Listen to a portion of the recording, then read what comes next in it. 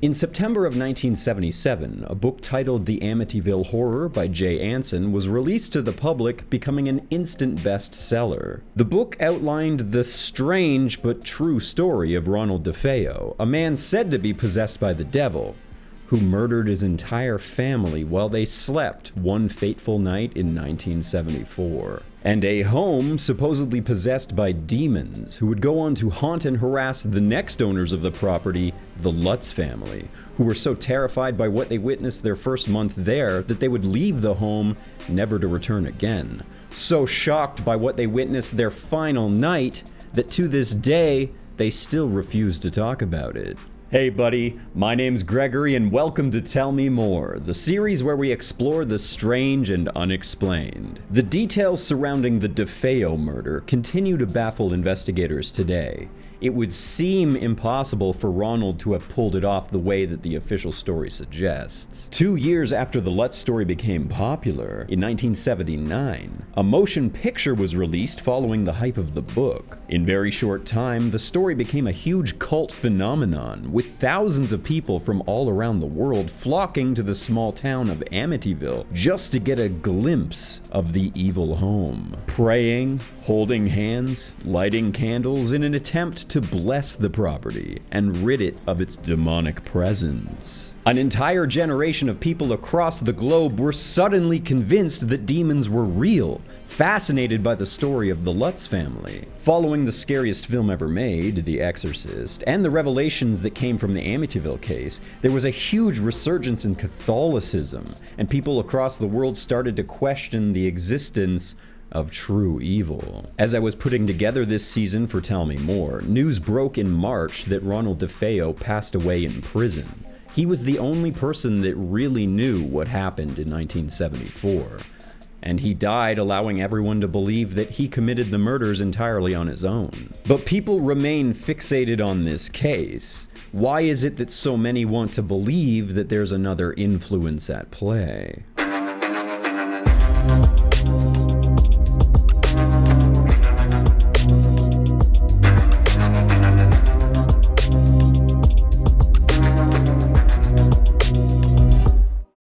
Our story begins in 1976 when Ed and Lorraine Warren receive a phone call regarding the Lutz family, the new owners of the former Defeo home. George and Kathy had recently fled the property, desperate for answers. Ed recalled how difficult it was to get the family to talk about what they experienced. Mr. Lutz, what happened to you in that house? Because I really didn't know what happened. And he just looked at me and he said, "You know," just like that. I said, "No, I don't know." And I said, "What happened to you in the house that you were so frightened that your family and yourself fled out of there?"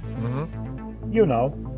That's all now I he was getting a kept little saying. sick of this. They would go on to explain that they had experienced a wide variety of unexplainable phenomena. The first was the cold. It wasn't a particularly frigid December that year on Long Island, yet George Lutz found himself spending an exorbitant amount of time in the backyard chopping wood, building fires. Somehow the family still struggled to stay warm. Ed and Lorraine Warren would go on to suggest that this was a type of spiritual attack designed to make the family feel uncomfortable and unwelcome, and this was also a sign that the spirits were drawing energy from the home. When the Lutz family first moved in, they invited a priest to bless the home for them, and they were advised that one of the bedrooms had an evil presence in it, suggesting to use it as a sewing room instead of a bedroom. All members of the family claimed that they were touched or grabbed by something that they couldn't see, sometimes even hearing disembodied voices. The family dog almost died within the first half hour of being on the property. Don't worry, he was completely unharmed. Kathy would also claim that sometimes while she was looking in the mirror,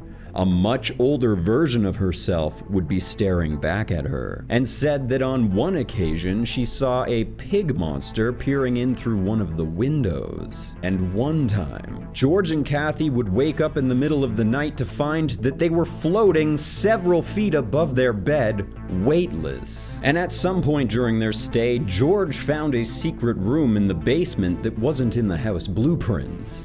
It was only large enough to fit 2 adults, but the room was painted blood red. After finally gaining access to the home, Ed and Lorraine Warren led a camera crew around the property, trying to find evidence of spiritual activity. Lorraine, in particular, claimed to experience a wide variety of evil presences throughout the home, even finding it difficult to breathe and move around at times, as if she was being weighed down or held back.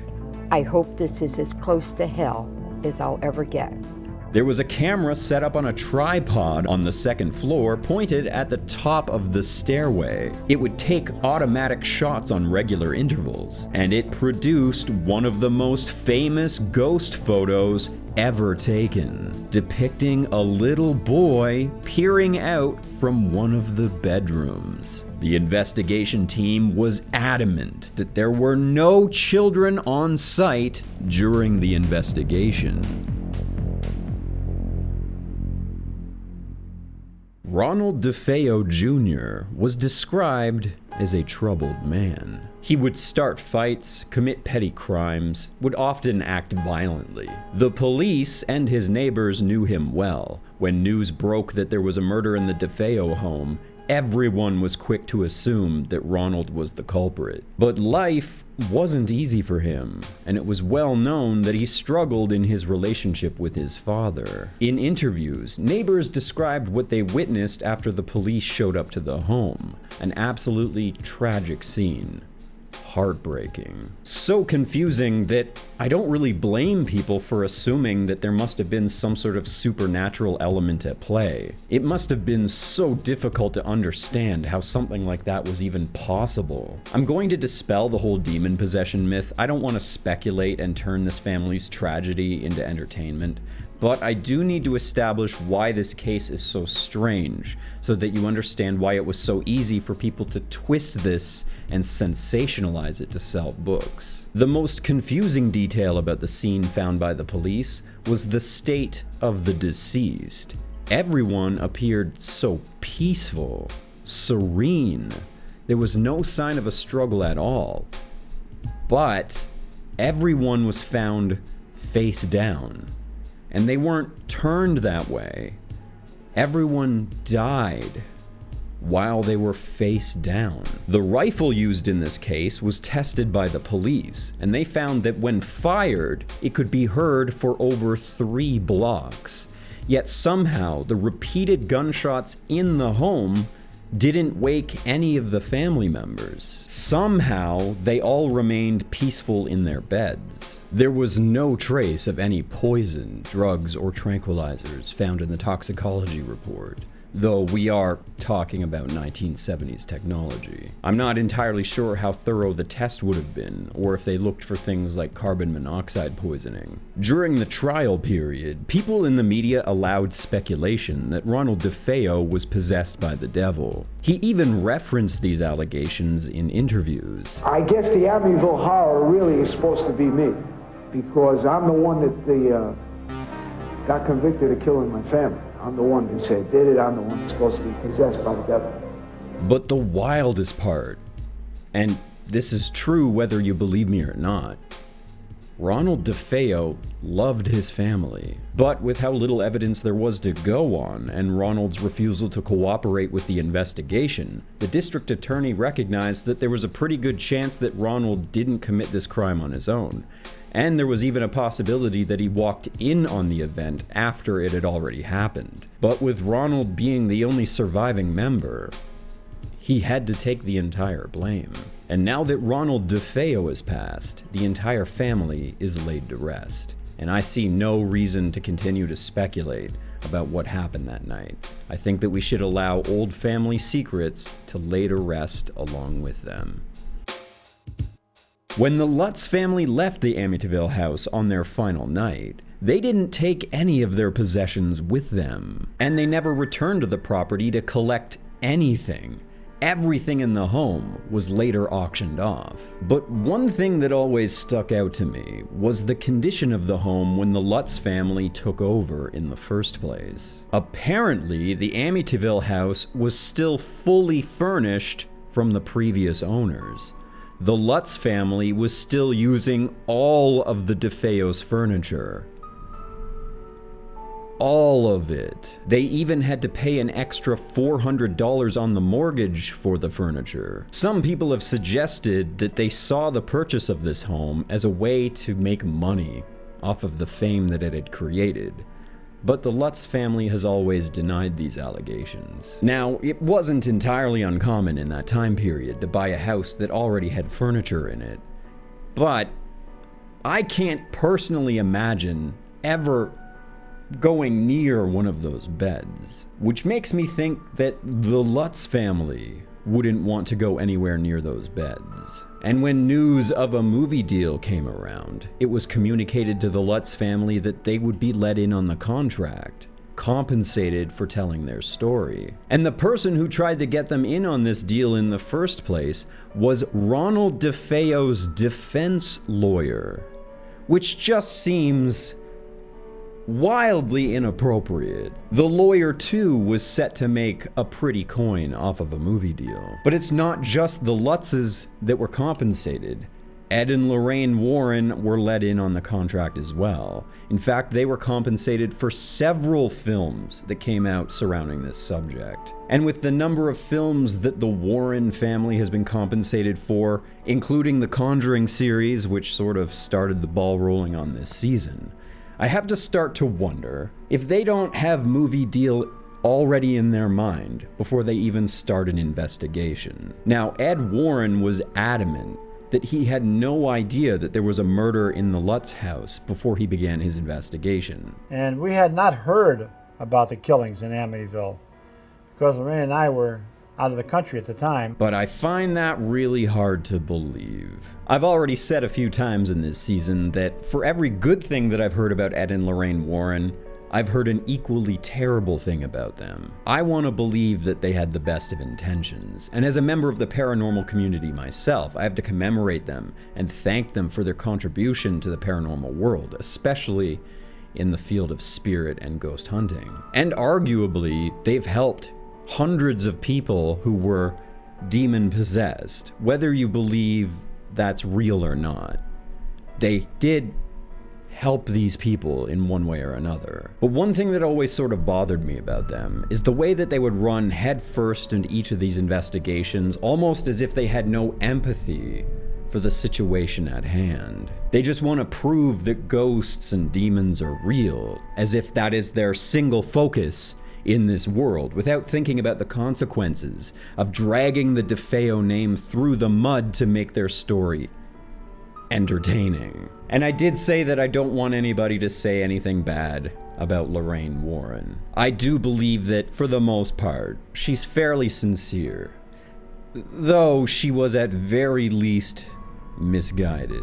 Lorraine's work was mostly about feel, psychic connection, what she could ascertain from the mood of a room. But it would come up on occasion from some of her colleagues that she could show somewhat of a bias, that her opinion could be swayed or changed with very little information and very little thought put in. For example, on one investigation, when entering a little girl's room, she decided that she was in the least evil and least haunted space in the entire house.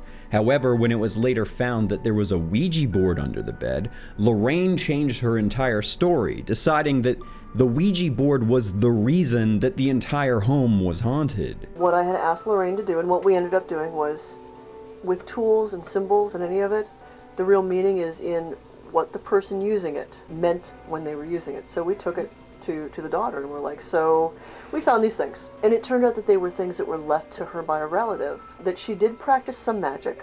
And what she had been doing in her room was, in fact, protective magic. She hadn't actually really been using the Ouija board anyway, partly because, with all of the mystique about it, she wasn't so sure that she should. Sure, you might disagree with the final conclusion that they came to, but at very least you can admit that that's a less than scientific process. But I've said that a million times already, that Ed and Lorraine Warren were dead set on proving that demons exist. But that didn't just manifest in their investigations.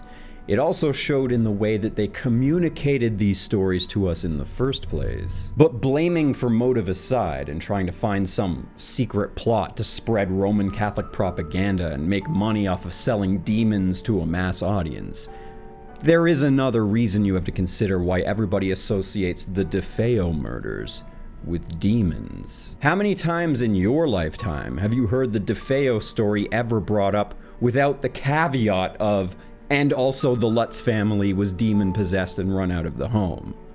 Probably never. Cases like this get sensationalized all the time, but the way that this story is sold to you packages both families together every time. And even as a skeptic, hearing that message over and over and over again in the media is going to subconsciously affect the way that you perceive this case. They front-loaded this entire story with information about demons, and you can argue that that is or isn't by design. But you can't argue that that didn't help them with their book sales. And I can't prove either way if the Lutz family was telling the truth. Nor can I prove either way if the investigation team was telling the truth about what they witnessed in that home. But some of the things that they mentioned were obviously sensationalized. Like the little red room in the basement. That could have just been a toy storage chest for all I know. A room only big enough for 2 people to fit inside doesn't really sound all that ominous to me. And I like the color red. Red walls are awesome.